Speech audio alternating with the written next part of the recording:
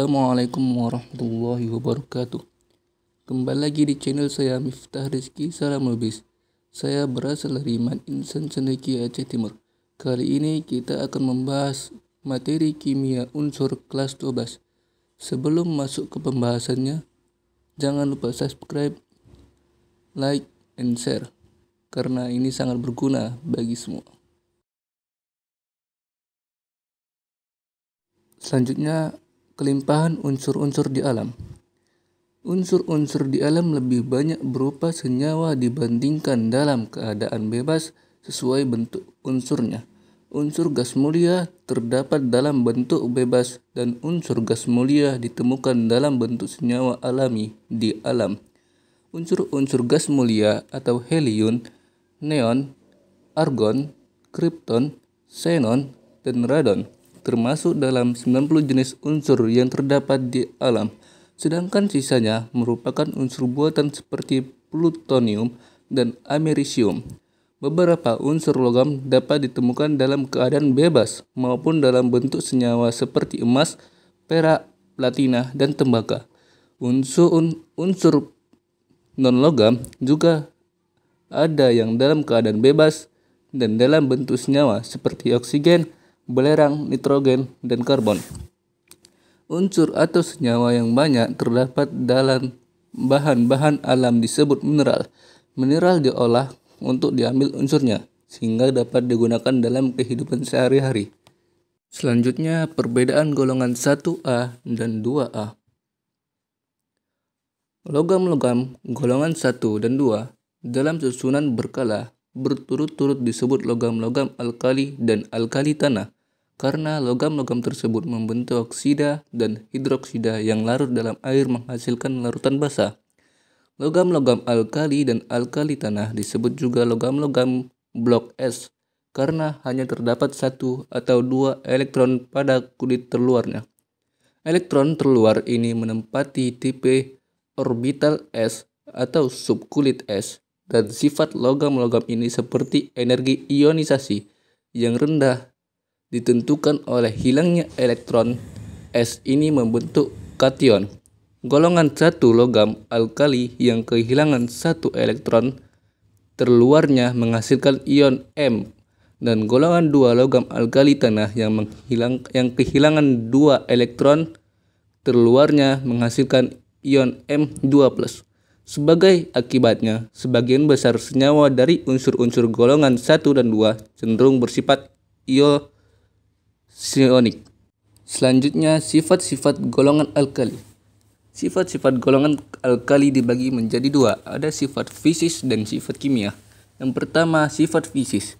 Sifat-sifat fisis logam alkali cenderung beraturan dari atas ke bawah, jari-jari atom dan massa jenis bertambah, sedangkan titik leleh dan titik didih berkurang. Sementara itu, energi pengionan dan keelektromagnetan berkurang. Potensial elektrode dari atas ke bawah cenderung bertambah, kecuali litium yang mempunyai potensial elektroda paling besar. Selanjutnya, sifat kimia. Logam alkali merupakan logam yang paling reaktif. Semakin reaktif logam, semakin mudah logam itu melepaskan elektron, sehingga energi ionisasi alkali cenderung rendah. Logam alkali memiliki energi ionisasi yang semakin rendah dari atas ke bawah, sehingga kereaktifan logam alkali semakin meningkat dari atas ke bawah. Hampir semua senyawa logam alkali bersifat ionik dan mudah larut dalam air. Selanjutnya, sifat-sifat golongan alkali tanah. Sebelumnya yang tadi sifat-sifat golongan alkali saja, tetapi ini sifat-sifat golongan alkali tanah. Ini sama seperti tadi, mempunyai dua sifat, yaitu sifat fisika dan sifat kimia.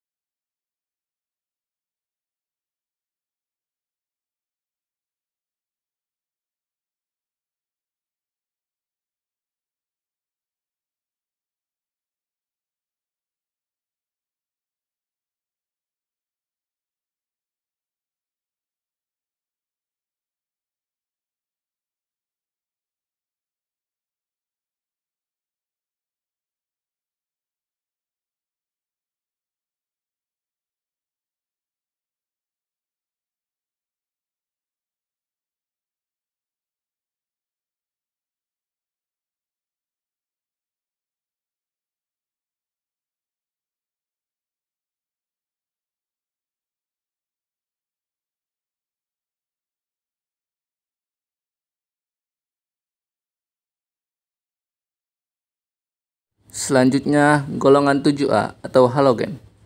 Halogen adalah kelompok unsur yang terdapat pada golongan 7A dalam sistem periodik unsur. Halogen merupakan unsur yang sangat reaktif.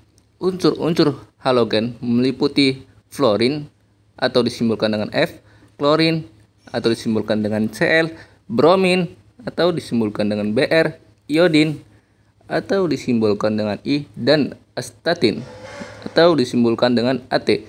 Astatin tersebut merupakan pembentuk garam. Masuk sifat-sifat halogen. Sifat-sifat halogen yang pertama ialah konfigurasi elektronnya mempunyai elektron valensi Ns2, Np5, yang berarti halogen mempunyai sebuah elektron yang belum berpasangan. Yang kedua, titik didih dan titik beku yang semakin tinggi. Yang ketiga, energi ionisasinya yang tinggi, yang mengakibatkan unsur halogen sukar melepas elektronnya untuk terjadi ion positif. Yang keempat, afinitas elektron yang tinggi membuat halogen mudah menangkap elektron. Yang kelima, energi disosiasi ikatan X dalam satu golongan dari atas ke bawah menunjukkan perubahan yang cenderung semakin kecil. Kita masuk golongan 8A atau gas mulia.